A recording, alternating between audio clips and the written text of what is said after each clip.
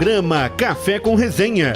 Oferecimento Santé, planos de saúde, o seu bem mais seguro. E Cafeteria The Best Coffee, o melhor café da cidade está aqui.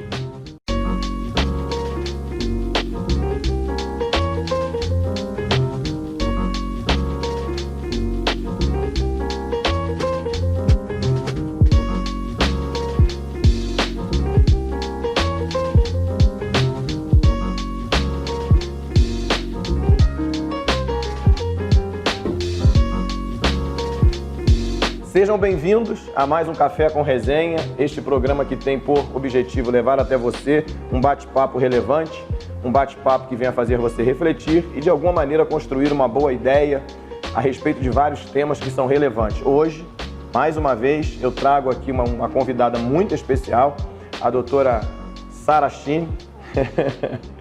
Sara, seja muito bem-vindo, fique à vontade aqui na nossa cafeteria. Nós estamos na The Best Coffee, que é a nossa cafeteria aqui na recepção do Instituto Beneficente Batista Monte Hermon, e vamos tratar de um tema interessantíssimo. Inclusive, até se você conhece pais, tias, tios, avós que cuidam ou têm filhos adolescentes, sobrinhos adolescentes, netos adolescentes, eu queria que você convidasse para assistir este programa agora, Canal 13, Teresópolis TV. Estamos agora proporcionando a você um tema que eu tenho certeza que vai te interessar muito. Vamos falar sobre suicídio, depressão, entre os adolescentes. E para começar bem, doutora, eu queria que você me explicasse aqui, nós definíssemos aqui quem é o adolescente. Porque eu sei que o adolescente é aquela fase complicada, tem um dentro de casa. É aquela fase que não é mais criança, mas também não é adulto, está no estágio intermediário. Defina pra gente aqui o adolescente. Então, da gente para eles, né, é uma incógnita, né?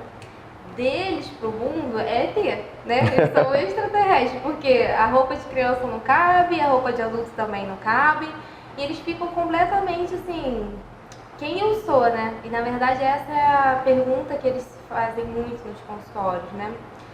A adolescência ela começa, né, a partir dos 11, 12 anos, e tem toda uma modificação corporal, né, enfim. Isso já, né, traz um desconforto psicológico, né, muito grande, porque meu corpo está mudando, que coisa esquisita, né? Então não é uma questão só comportamental. E isso é importante que o pai, o responsável que esteja nos assistindo, entenda, porque não é só comportamento, tem uma questão aí também orgânica, sim, hormonal. Total, né? Então é importante que os pais, né, eles estejam muito atentos a essa questão mesmo, né, consultar os médicos, né? A internet está aí para isso também, para ver qual é e nós já fomos adolescentes, sim, sabemos como é ruim essa transição, né? É tudo novo. Ele não pode ser tratado como criança, não, e não pode ser cobrado como adulto. Exatamente. Não é? O que eu sou, né? Então, eles não são crianças, né, para ficar à toa. Isso. Tem que ter as atividades de casa, né, dá para lavar a louça, dá para arrumar, dá para fazer as coisas, mas não pode trabalhar, não pode dirigir, não pode beber, não pode fazer, né, o que eles querem, né? Então, assim, tem que tomar muito cuidado mesmo. Para os pais, eu acho tão difícil quanto lidar com adolescentes. E eu costumo dizer que eles trazem muitas surpresas, né? Nossa, com certeza. Quanto mais a gente acha que conhece, menos nós conhecemos. Doutora, eu queria entrar por um caminho aqui bem da sua área, porque graças a Deus o convite para você estar aqui se deve ao fato de você estar sendo muito bem falada na cidade, graças a Deus. Já deu palestra aqui em Monte Hermon, que reverberou muito bem. Também tomei conhecimento de uma palestra que você deu no SESC, aqui em Teresópolis também. A repercussão foi muito boa. Eu vou colocar para a senhora é muito nova, né? Para você, uma colocação que é um pensamento muito próprio, mas que eu vou compartilhar aqui com quem está nos assistindo. A impressão que eu tenho às vezes, me corrija se eu estiver errado, é que o adolescente, para tentar se adaptar, se achar ao meio que ele convive, ele busca certas dores. É lógico que tem adolescentes vivendo traumas sérios e graves dentro de casa, família, essa questão que você colocou do eu sou, a questão da identidade, né, de se entender. Mas a impressão que eu tenho é que são tantos adolescentes em crises existenciais que alguns parece que buscam isso, parece às vezes que é uma necessidade dele ter alguma coisa para sentir dor, talvez para chamar atenção, talvez para se encontrar dentro de um grupo. Eu estou errado nessa análise? Não, muitos deles, né, passam por dificuldades patológicas, né, tipo depressão mesmo. Mas muitos precisam estar inclusos. Isso. Né, necessitam dessa inclusão, necessitam estar no meio topam qualquer coisa. Né? Qualquer coisa, porque a censura está muito inflexível, né? Assim, flexível. Né? Então, assim, eles não têm muita noção. Eu acho que, assim, noção do até onde eu posso ir, né? O limiar é muito baixo, você está entendendo? Então, eles topam qualquer coisa para serem inclusos. E aí tem um problema grave nisso tudo. Porque, por exemplo, a educação, que são as escolas, né, as instituições que educam, muito mais no sentido do conhecimento do que no sentido de comportamento, mas influencia, também estão perdidas. Nós estamos, nesse momento, numa discussão a respeito da escola sem partido, a respeito das questões políticas que são tratadas, das questões sexuais. E aí, como há uma liberdade muito grande de expressão e existem lados antagônicos que disputam entre si, o adolescente também se vê refém disso, como alguns se veem refém dessa discussão politizada, como se vê refém também, às vezes, disso dentro de casa, quando os próprios pais também não se entendem na educação e eles já estão com dificuldade de se encontrar, não são crianças, não são adultos e vivem numa sociedade confusa que discute muito e ensina pouco. Exatamente, né? E assim, não acontece nada. No final das contas, não acontece nada, né? Quem está certo? Quem está certo, né? Se nem eu sei. Exatamente. Certo, né? Quem tem a responsabilidade de instruir, de ensinar, também não consegue sustentar suas próprias teses, né? Exatamente, né? E uma questão, né, também muito importante é que eu não sei o que está acontecendo, né? Mas as crianças estão indo para a fase da adolescência muito vulneráveis. Vulneráveis, isso. Boa palavra. Né? Elas isso. estão muito assim, fragilizadas. Qualquer palavrinha é motivo para se cortar, motivos para se querer pensar em suicídio. Elas estão intolerantes à frustração. Estão frágeis. Muito frágeis. Eu falando a jovens e adolescentes, terça-feira pela manhã, em Três Rios, eu dizia o seguinte, que a criação que eu recebi foi uma criação que me preparou para as durezas da vida. Meus pais falavam a verdade, às vezes de maneira dura, principalmente meu pai, a quem eu agradeço a Deus pela educação que me deu, porque muitas vezes ele foi duro, mas eu aprendi dentro de casa a receber a dureza da correção, mas muitas vezes também a compreensão, o diálogo e a conversa.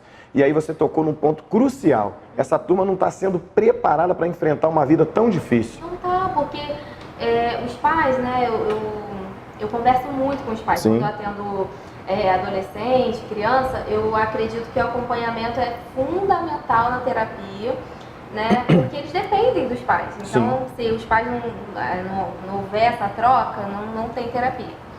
Então, eu converso muito isso com eles, né, que eles precisam fazer terapia para essa fragilidade deles não ser passada para os filhos, né, essa coisa de, eu sofri tanto, eu não quero que meu filho sofra, né, tudo bem, a gente quer dar o melhor para o nosso filho, mas a custo de quê? Pois né? A custo de quê, assim, será que meu filho tem que ter tudo mesmo? Né? Será que é importante ele não saber o gosto do conquistar? O valor da conquista? Né? Então, assim, não sei. Vamos entrar agora para um pragmatismo, porque nesse tempo que nós temos aqui, uma grande preocupação que eu tenho, quando nós pensamos nesse tema, eu e o Alberto Miguel, produtor do programa, era exatamente proporcionar a quem está nos assistindo caminhos, mecanismos para tentar ajudar as pessoas. Então, por exemplo, vamos começar da questão da responsabilidade da autoridade. Quais são os limites que um pai tem nesse tratamento com o adolescente? Até onde, não é, o pai pode permitir que o adolescente vá? Tem uma questão que eu quero que você fale aqui bem, que é a respeito dessa questão da individualidade, respeitar o espaço do adolescente. Coloca pra gente aqui essa questão, porque eu acho que vai orientar os pais. Qual é o limite? Então, ótima pergunta, né? Porque assim, até onde eu posso ir? Até onde o pai deve ir e até onde o pai deve permitir que o filho vá. Questão de horário, por exemplo. Então, eu sou muito rígida com relação às regras. Até porque minha abordagem, eu sou terapeuta cognitivo comportamental. Certo. E a nossa abordagem, ela segue regras, segue um estilo de comportamento, né? De onde você tem a recompensa. A gente sempre trabalha com recompensas. Então, com relação ao horário, por exemplo, eu sempre trabalho com o meu paciente que, assim, a gente não mora ali, né? A gente não tá ali, a gente deve respeitar isso. Os horários. Principalmente os horários, saber onde tá, com quem tá, aonde vai, né? Eu acho que os pais têm total direito e dever. E devem, né? E devem. Responsabilidade deles. Exatamente. Celular. Filho pode ter senha no celular, por exemplo. Eu lá em casa tirei de todos eles. Não, né? Acho que senha no celular de adolescente Pois não é. rola, né? Porque eu conheço pais que têm medo, ficam refém dos filhos. Não, ele tem que ter o direito dele e o filho já tem um discurso pronto e o pai fica refém. Isso é natural? Eu não consigo concordar com isso. Nem eu. Né, eu acho que assim, eu acho que senha, né, tá querendo esconder algo. Então, assim, Isso. de repente tem senha por causa, né, da digital hoje em dia, mas meu pai tem que saber a minha senha, né? Ele tem total direito de saber e tal. O respeito que eu acho que o pai deve ter é quando, por exemplo, eu indico sempre muito diário para os meus pacientes. Deles respeitarem esse diário deles, dele não olhar aquilo, entende? E nem ficar me questionando muito o que está sendo conversado em terapia, né? Eu acho que isso é dar espaço, meu filho tá no quarto, né? Eu vou deixar ele um pouco no quarto, mas, pô, tá o dia inteiro no quarto. Não, vamos lá pra sala ficar com a gente, né? Eu acho que tem que ter uma balança, sabe? Um equilíbrio, né? Isso, Um equilíbrio. né? Ao que se deve, doutora, essa questão que eu confesso que me assusta, um grande número de adolescentes partindo para esse comportamento de se cortar. O que se deve isso? E também a questão do suicídio. Me parece, me corrija também se eu estiver errado, Teresópolis tem um alto índice de adolescentes pensando em suicídio e de suicídio de adolescentes. Não é isso? Teresópolis, até onde eu sei, até onde eu vi, tem o maior índice do estado do Rio, né? Do estado do Rio. Eu também tenho essa informação. E é muito grande, né? Assim, Rio é enorme, né? Teresópolis é um ovo.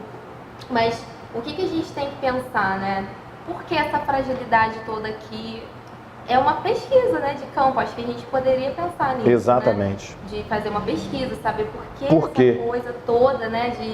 Essa tristeza, né, que está dentro dessas pessoas, né? Por que isso? Porque para levar ao suicídio, né, a gente passa por várias etapas até chegar a essa, não é do nada, né? Mas pensar em tirar a vida, penso que é o último estágio. É o último estágio, né? Da depressão, você já tentou de tudo, inclusive se matar, né? Inclusive, não conseguiu, né?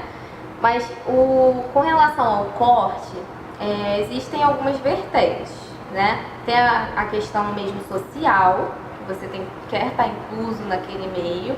Tipo aquele, quando teve a baleia azul. Sim, eu observo muito isso. Uma adolescente diz que se corta, a outra acha que também tem que se cortar. Porque ela não está inclusa, ela tem que ser falada, ela tem que ser... chamar atenção.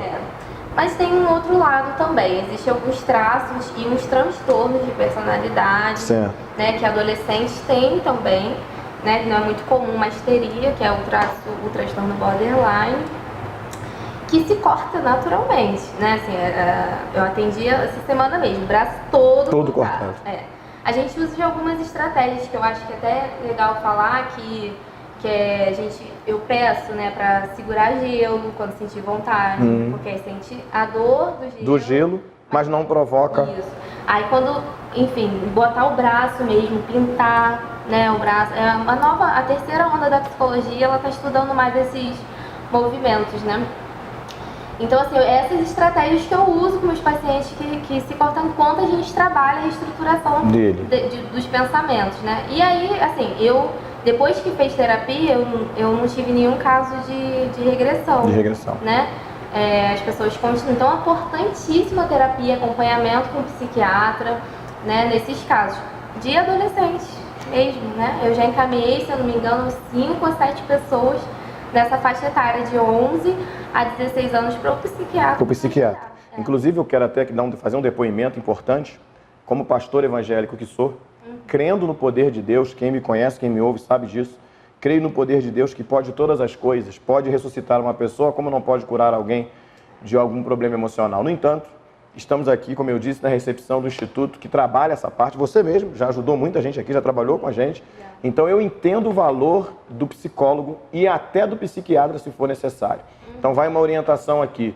Pode-se orar, pode-se conduzir à igreja, aprender a palavra de Deus, tudo isso, porque eu creio no poder de Deus. Mas Deus pode usar também o psicólogo, a psicóloga, né, o profissional, para tratar da pessoa. São ferramentas, vamos assim dizer, com todo respeito, da capacidade de Deus de dar ao homem conhecimento. E existem pessoas muito bem qualificadas.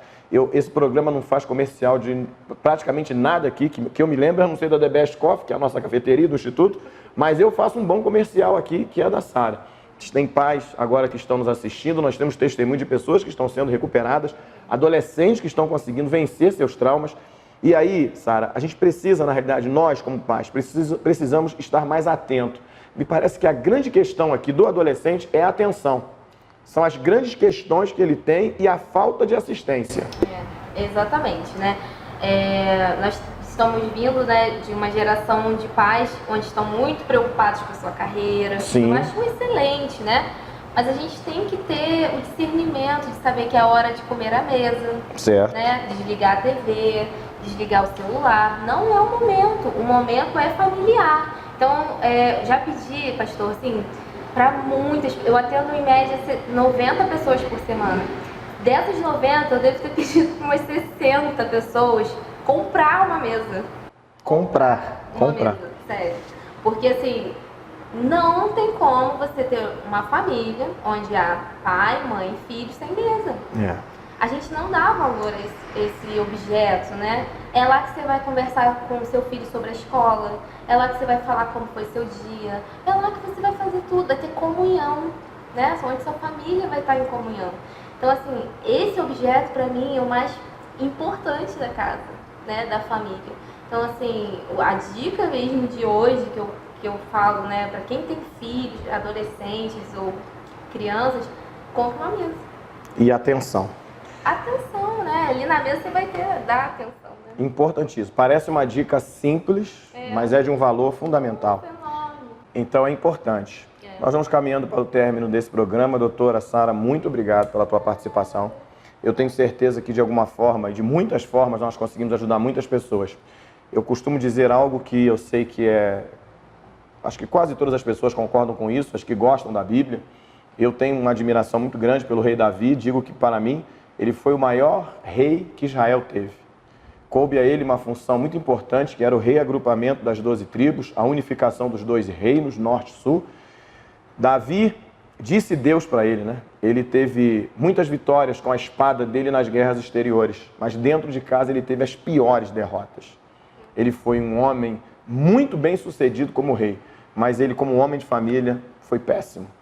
E nos deixou péssimos exemplos nesse sentido, para que nós pudéssemos aprender com os personagens da Bíblia, como acontece com outros que nos deixam grandes exemplos. No caso de Davi, o que nós aprendemos de mais importante é que o que importa, se você ganhar as maiores guerras lá fora e perder a mais importante batalha, que é a de dentro da tua casa. Eu vou finalizando esse programa pedindo a você, pai, você, mãe, que volte para dentro da sua casa, que recorra todos os recursos que você puder, e o primeiro é a palavra de Deus, é a presença de Deus dentro da tua casa, aos profissionais que eu tenho certeza que vão poder te ajudar. Olho nos teus filhos, não os percam de vista, muito pelo contrário, esteja sempre atento ao que eles estão fazendo, à vida deles, porque sempre dá tempo de fazer o melhor. Que Deus continue nos abençoando em tudo e sempre.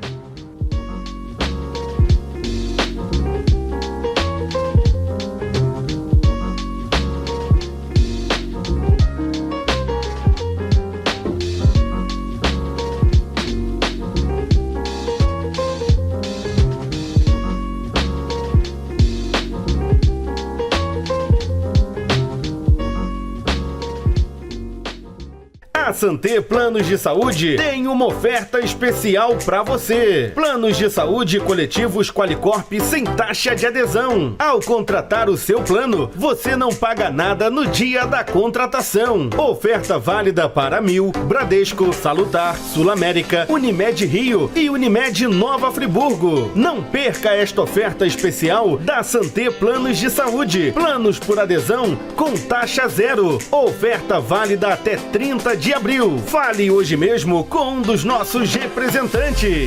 Santé, Planos de Saúde.